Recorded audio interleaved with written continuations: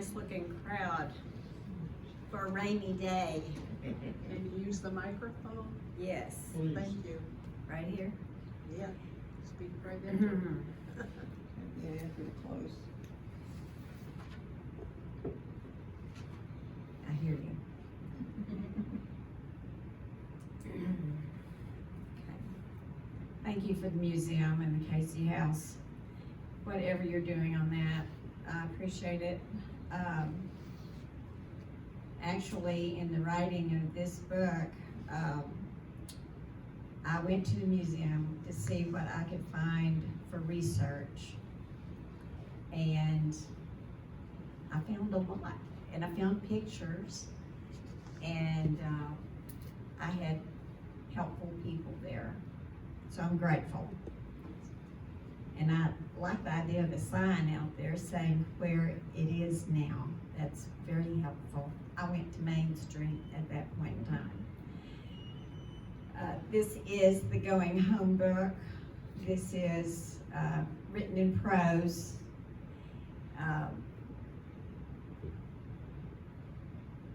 There's one poem in there I couldn't resist. So I put it in there. But I have always been writing little phrases and rubbing words together. I've done that. I remember doing it in 7th grade for Mrs. Barker, my 7th grade English teacher. And it was just playful for me. It wasn't hard work. It was just, I was just playing. I still am playing. That's what I'm doing. There are people who are impressed that I've become a poet, but truly, I'm just playing. I just look for 2 or 3 hours, a block of time, so that I can play. Just like we did with marbles and baby dolls and that kind of thing. I'm playing, that's what I'm doing.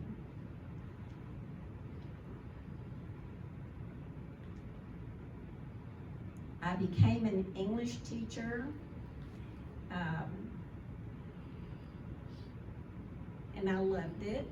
I loved working with teenagers, but my world changed and I became a counselor next. That was the next phase for me. In fact, I practiced for 5 years here in Mountain Home in private practice. In all, I practiced for 20 years, 15 years in Jonesboro, Arkansas. So I have that kind of background. When I listen to somebody tell his story, I'm going to listen with my heart, not just my head. But I have some skills in writing. I know a subject from a verb and a noun from an adjective. I can tell the difference on that. But this was a memoir, which is a little different. But growing up, I never dreamed I would be writing free verse poetry or memoirs or anything else. I just was a reader. I loved reading to the point that I would hide in the closet.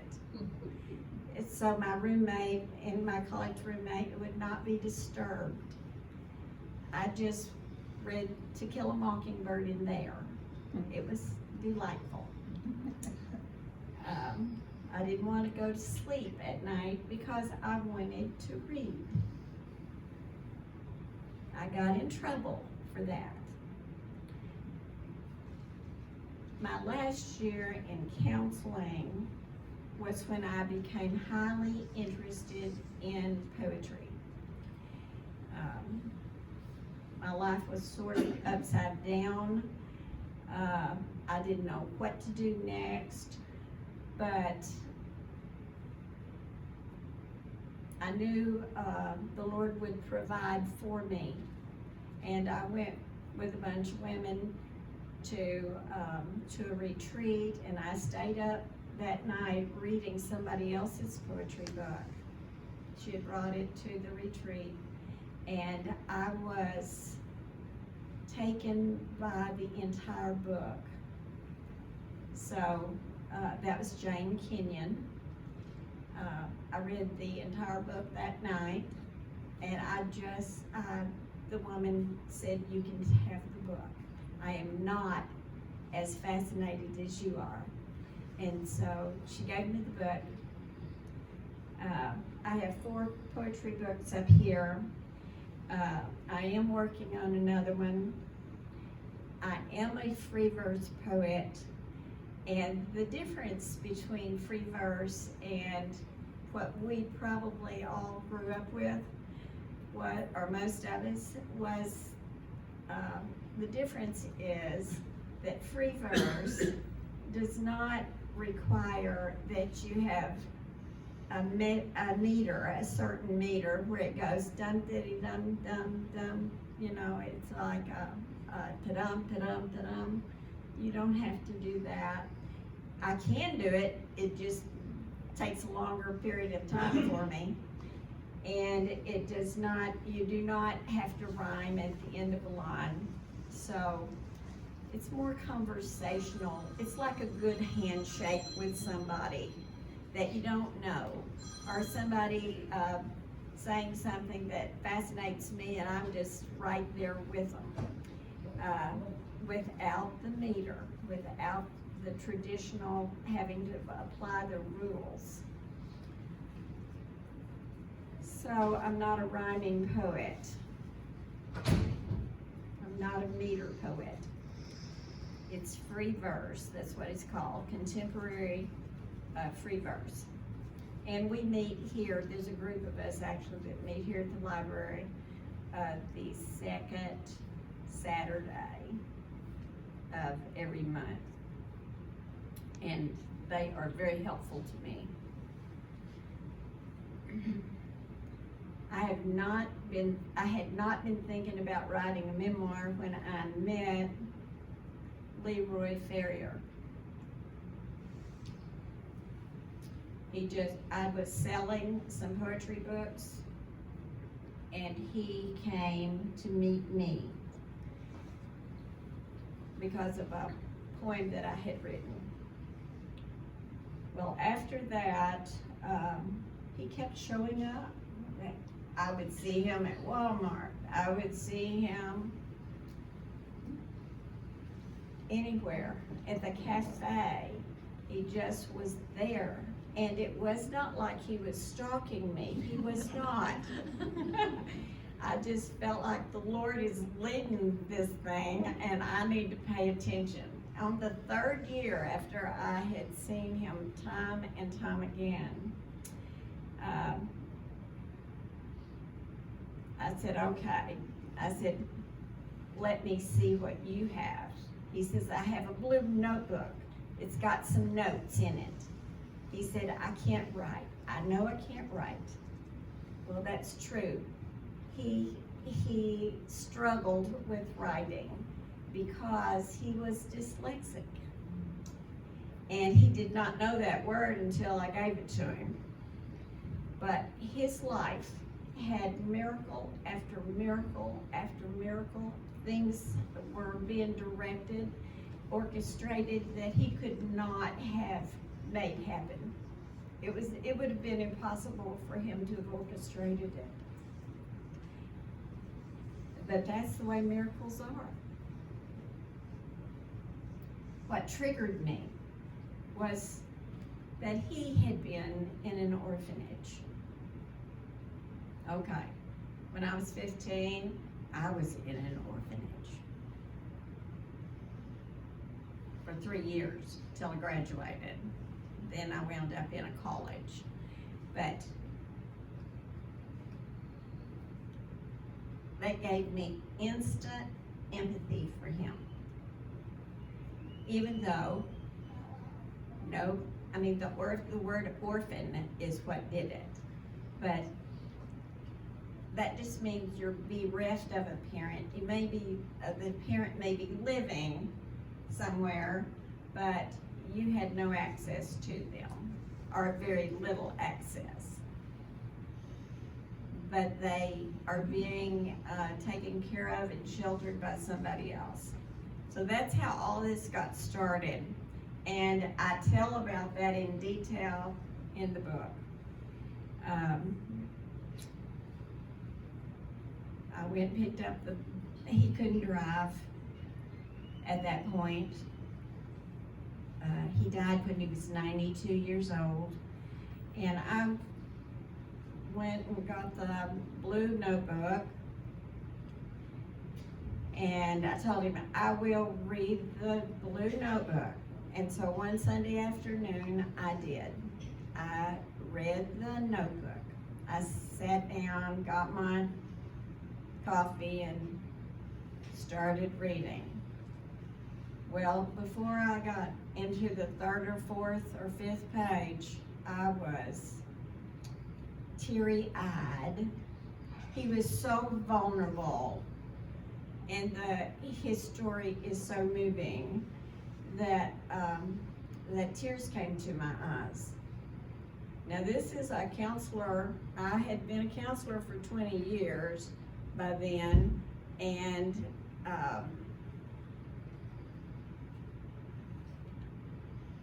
I'm soft-hearted, but tears do not come to my eyes that quickly. I have to understand the person a little bit and connect real deep normally. But the way he told his story, and he is a natural storyteller, like Sonny said. I was really touched, and so I called him and told him when I finished it. I said, okay, we will do something. I just have to have a little time to figure out what. I wound up writing blogs, and that's under www.patdurmon.com. But it's like, those blogs are out there. But I took the blogs, his story, it was just so overwhelming. I had to break it down. And so I blogged it first, instead of just drafting. I blogged it, and then what I did was we started writing a book. And I started at the beginning of how I met him so that the reader would understand. And I got that idea from Bridges in Madison County. That's the only one I knew of that had done that before. And so I went back and looked to see how did they do that. I had never written a memoir before, so I did not know what I was doing. It was not like free verse poetry, which is a very solitary act. This meant that I worked with someone and I used his words, but I had to tell the story to fill in a lot of gaps. So Lee Farrier, as a little boy, he was called Lillian.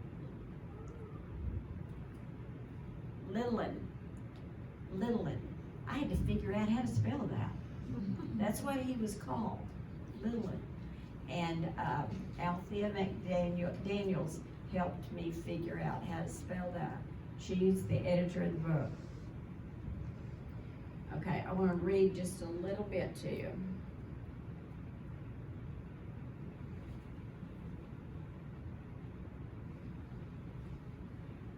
This is what happened. He was in a family, his mom and dad, he was the third child, and his mom died. And a neighbor says, she just wore herself out. That's what happened to her. She just got worn out and died. And so that's what I put in there. But he is called Lillian, and he does not understand what's going on a lot of the time because he's 4 years old when it starts, when the story starts.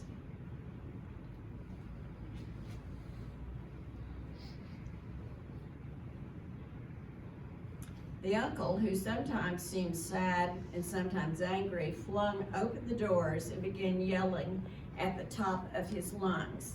You three kids, you get out of bed. Get out of bed right now and get going. I mean it. Get up and get moving. He waved the shotgun toward the front door. That's right. Get up, get up. Out of those beds, out the door, hurry up. Their uncle reloaded the shotgun. As they walked outside and down the road, he fired it into the air over their heads. He dogged the children, following behind and daring them to turn back to the house. If you come back here, I'll teach you the biggest lesson of your lives. Now get going. And don't you ever come back, you hear? The uncle had more words, mostly blaming, scary words, hysterical words. He clearly blamed these three children for his troubles with his wife, who had just left. She took off and saddled me with my own kids, but I'm not taking on 3 more. He staggered as he walked behind them, yelling, I can't do that. I can't do this. More high-pitched emotions and a howling sound. Lillian wondered if he had done something wrong. Was that why no one wanted him, his sister, or his brother? In years to come, the boy known for so long as Lillian would come to believe this uncle was a dark human thing, a piece of evil. Billie Jean, the sister, was good at explaining many things, but this action of their uncle was beyond her. It could not be explained. It was one of those stories you want to hide in the closet, but you can't. You could ponder it over and over and never understand it. You could talk and talk about it, but no matter how much you talked about it, the pieces would just never add up. They would never come together well enough to make good sense. The children strained their eyes in the darkness. Billie Jean kept repeating herself to her younger brothers. Don't look back, don't look back. Bud, don't look back. Stay close to me, Lillian. Keep walking, keep walking. As Billie Jean saw it, the main problem was that shotgun. Nothing she could do to rescue herself or her brothers from their future. No way to turn things around, but she had to wonder if all this would have still happened if she'd done a better job of mopping the floor. And so their saga begins. And they wind up in an orphanage in Marlton, Arkansas. Southern Christian is what it was called. Southern Christian Home in Marlton, Arkansas. And as it would happen in the second, third grade, I lived in Marlton, Arkansas. I knew about where that orphanage was.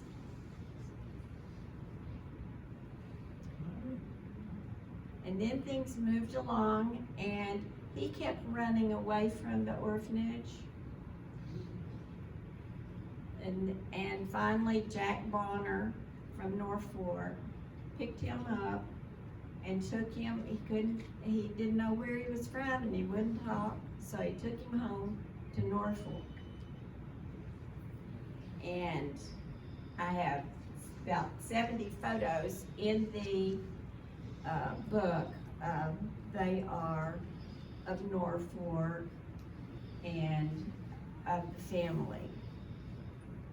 And Jack Bonner is one of them, of the people. He was a very good man. And Leroy Farrier wound up being friends with his daughter. They were in school together. This is the story of a man who called himself the son of Norfork. He was loved by Norfork, by those people. If he needed a whipping and his parents weren't around, someone from Norfork might give him one. If he needed a good talking to, he might get that. And he would also get, I'm going to pray for you, Leroy. I'm going to pray that God takes care of this problem for you. So he was getting his needs met, but he was adopted by an older couple. She was barren and still wanted a family. Her name was Lily Farrier, and Eunice was her husband. And Lily was the kind of person who knew how to love people. And he had night terrors once he was in Norfork. Now, I didn't use that word in the book because we didn't have a term for night terrors. But it is when children, when somebody wakes up in the night and not only have they had a nightmare, but they're screaming, or that they don't know what to do with themselves. They might be walking in their sleep too. But he had night terrors. He was dyslexic. He was lonely for a while. He had separation anxiety. The separation anxiety was there at the orphanage too, because he was he missed his sister, his big sister, and he might call out for his mama. His fear was not remembering his mama. You know, when you're 3 or 4 years old, you've got limited memory. As an adult, it's hard to go back there, you know, and think, well, what do I remember about being 3 or 4? So he and I had to walk through all that very slowly. I did tell him that those were night terrors, and he'd never heard of that. Dyslexia, he'd never heard of that. It started to make sense for him as to why it was so hard for him to get through school. So when we sell this book, the price of it's $25. This particular book seems outrageous to me, but $10 of it goes to Norfork High School scholarship to a student who is struggling a little bit, but they make it fine. They might be a B student rather than a straight A student, but we want that scholarship to go to that student. And so we give it out once a year. Ray Stahl, thank you for that idea. It takes a village. He hears that, and he had a village, and it was Norfolk. This book takes place during World War II, part of it does. And his father is too old to join, but he's so patriotic. And he decides that he can do something. He listened to a radio program. Well, they all did, sitting around the radio. You know how people did that. And even though Leroy did not understand what was going on totally, he knew it was like a reverent time, like you are in church. And you sit and listen and don't talk while Franklin Delano Roosevelt is talking. You listen. And so they wound up in Wichita, Kansas. The dad did, Eunice did, and Lily maintained in Norfolk. But in 1945, thousands of Boeing employees were sent home, and he was one of those. And there are three majorly subplots to the story.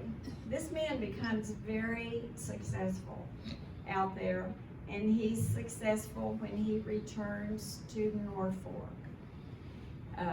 That was his dream with his wife. They had many struggles, but the subplots are, he had an Uncle Paul Hogan who was in the Philippines for 5 years during World War II. They didn't hear from him, and they didn't hear back from him, and they didn't hear back from him. So his mother has a struggle with that. But when he does come home, he's not the same. Of course he's not the same. And he's an alcoholic. And he says, you know, in those days we didn't talk about alcoholism. But he says that's what he was. He was a drunk. And he said,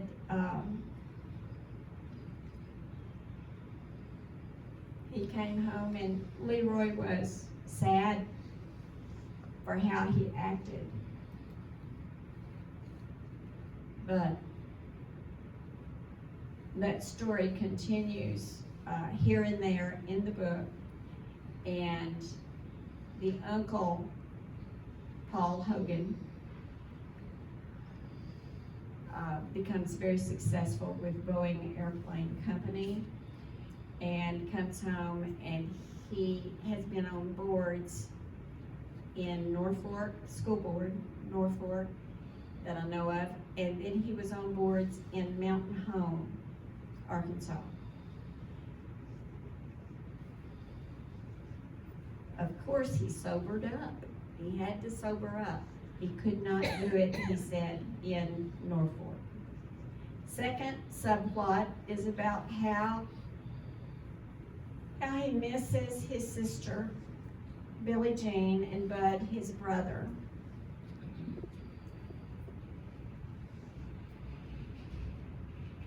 He does not understand why in church, he went to this little church across the street from where they lived, Church of Christ, and he said, "Thou shalt not kill." He says, I do not understand that one, because, he's 12 years old. I do not understand that one because we send all these people off to war and we're proud of them. And so he struggles with that. The other struggle that he had was that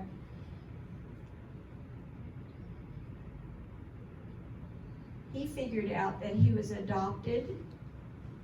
They did not keep anything from him. That family was very open. Because he had secret worries that he kept to himself about being adopted and not totally belonging. And he had to find a way to get over that. That town helped him get over it, get past it. In fact, he said, if anyone's at fault for me being here, it's Norfolk. It's all that love everybody gives me all the time.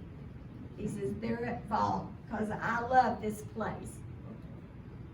He graduated in 1951. He did not want to go anywhere. He did not want to leave. And they came up with the idea of him being a cowboy at a ranch down in Little Rock with his uncle. But he saw this flyer about Boeing Airplane Company. So he wound up in Wichita. Navy was a part of his life. Love letters, Irma from Norfolk. Irma and Lee He started, after he was in the Navy, everybody called him Lee Farrier, Lee R. Farrier. It was on some of his uniforms. And so it was like, that's who he became, and that's who, he changed his name then to Lee R. Farrier. He started, after he was safe in every way with Irma, they married, and he started searching for pieces of his life. He had puzzle pieces. He needed to put all this together. It would take a miracle to find these people, and miracle after miracle happens in the book. All these years, they are dreaming of being in Norfork. They're in Wichita, they're in California, and they are in Texas, and then they wind up coming back to Norfork. He built the trout dock there. It's the Norfork trout dock that he built. And the story of him and Paul Husky unravels. This is more his spiritual story. And Connie had never been saved. Connie, that's Paul Husky's wife. Irma, his wife, had never been saved, baptized, sprinkled, anything. And that is one of the big things that happens for her. The story shows that God answers prayer.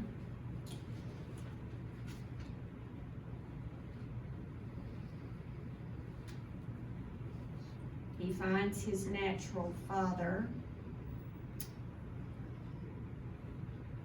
He finds his brother. All of this is very moving. Billie Jean. And then he discovers there are 8 Gibson girls, that his father had a second family. And they all welcomed him. My goal was to tell his story because it was so touching to me.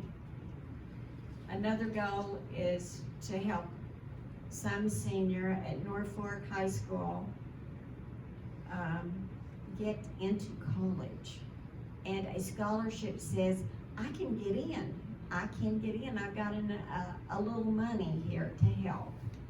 And so we've been able to help with 3 scholarships so far. And we're very pleased about that. If anybody has any questions, I'm very open to responding as best I can. How much are the scholarships?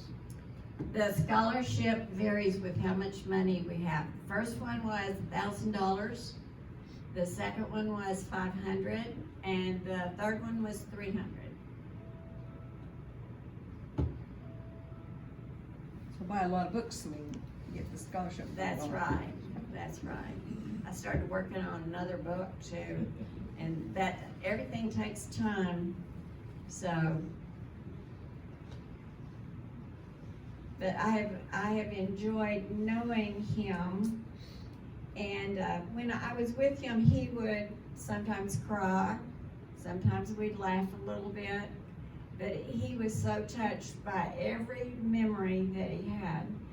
You know, in the latter years, we reflect, is what we do.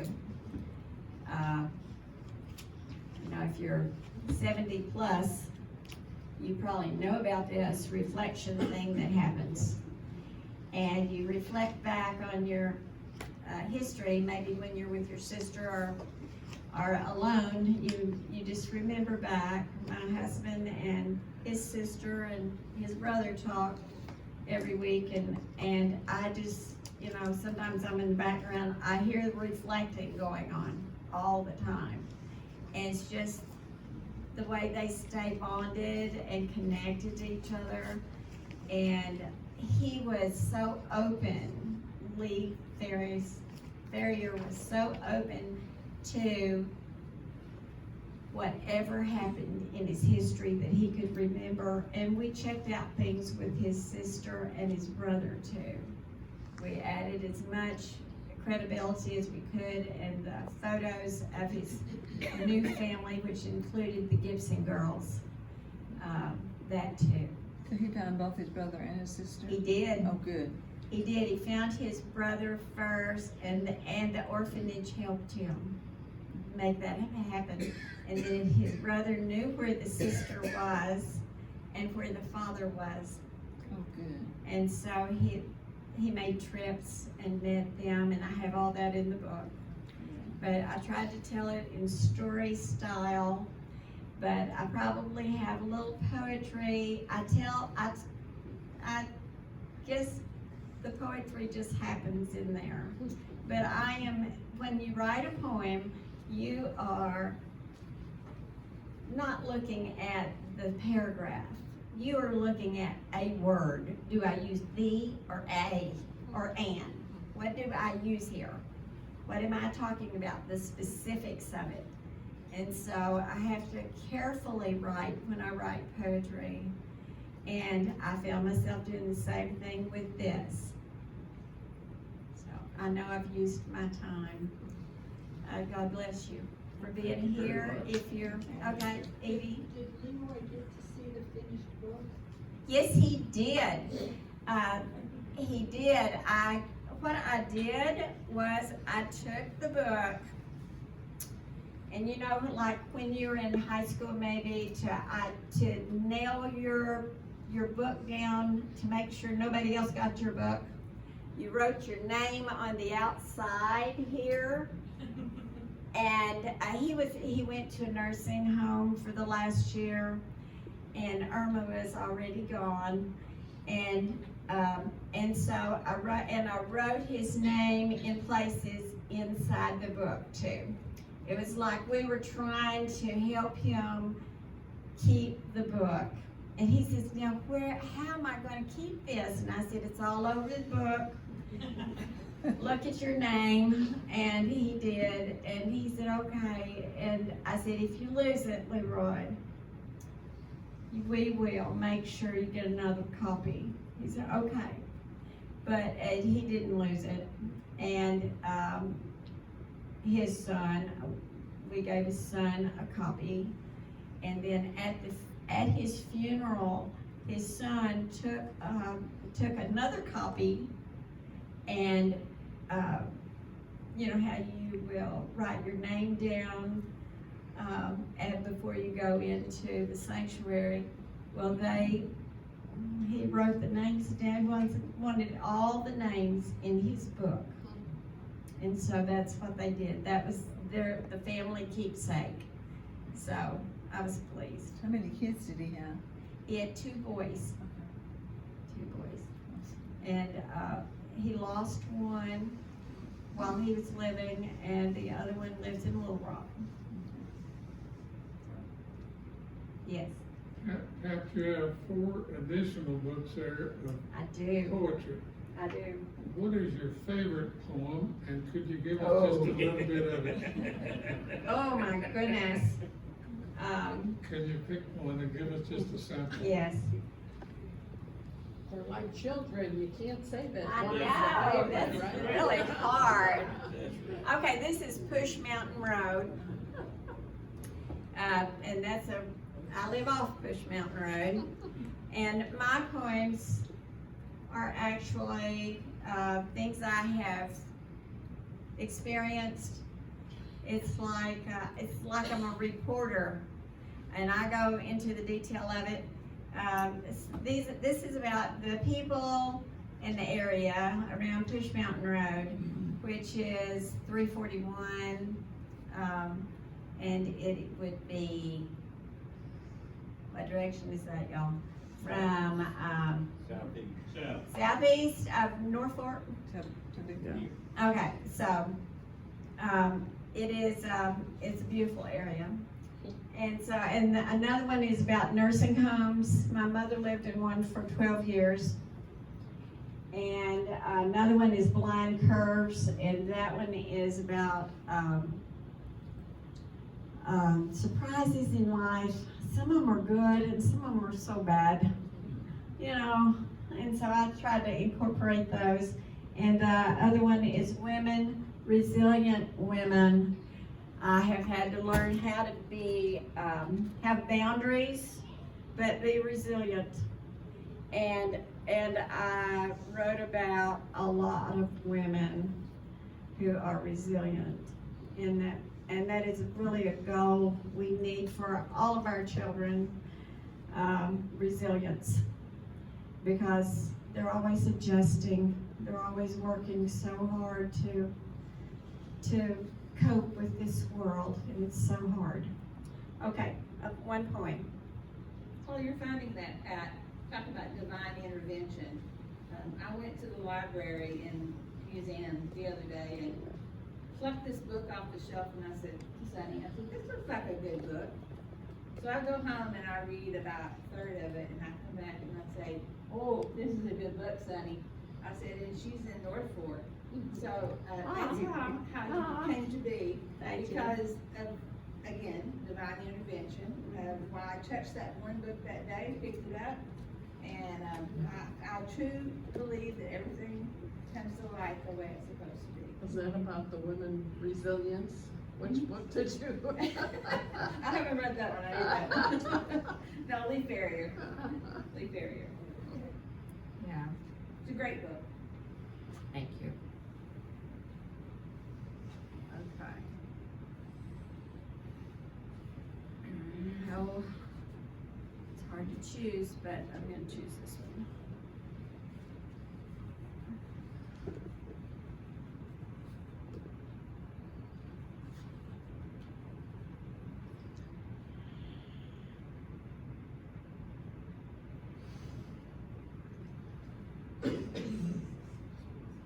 Okay, I told you that Jane Kenyon was one of my favorite poets.